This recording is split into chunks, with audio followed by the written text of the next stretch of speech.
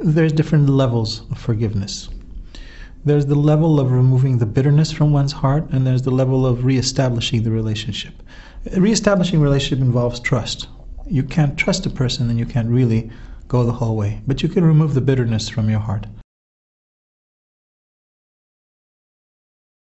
I was thinking about, when did I have the opportunity to forgive someone? I was thinking about someone who played very, very dirty academic tricks on me, so I lost my position at the university. He pretended to be my supporter and my patron and ended up working behind my back to have me dismissed. And I discovered that, and I had to undo the whole thing and undo the proceedings, and I got my position back. But that, as someone says, you take a cork out of a bottle, you can't put it back in.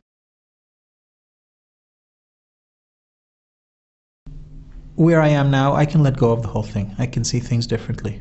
But I can't say we're friends, because I wouldn't trust him, and he hasn't made any move towards me.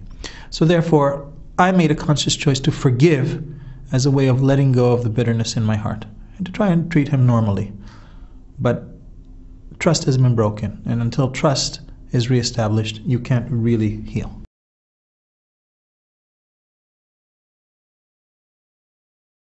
The difference between the spiritual life and the ordinary life is that the spiritual life empowers us to live complexities simultaneously, which means you can both forgive and pursue a war at the same time. Because on one level, you let go. On one level, you realize they're victims. On one level, you realize that ultimately everything has a higher design.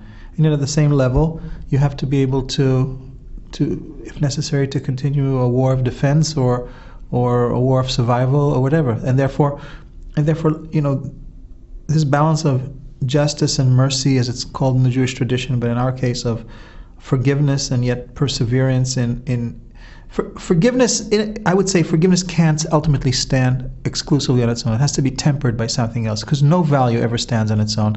We live always some conglomerate of values that have some kind of balance that keeps them in tension with one another. And probably our traditions differ in the way that they establish that kind of tension.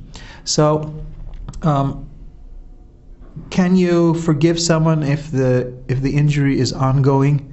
Yes, but forgiveness can be one component of a broader constellation of things in that situation.